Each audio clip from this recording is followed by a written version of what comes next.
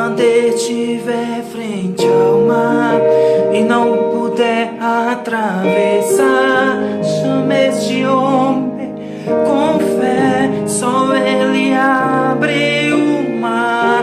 Não tenha medo, irmão, se atrás vem Faraó, Deus vai te atravessar e você vai entoar o hino da vitória.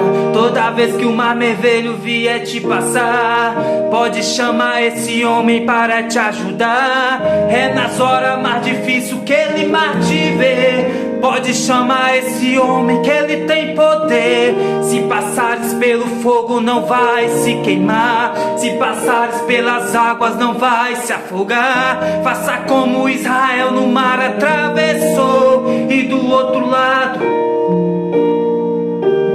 o hino da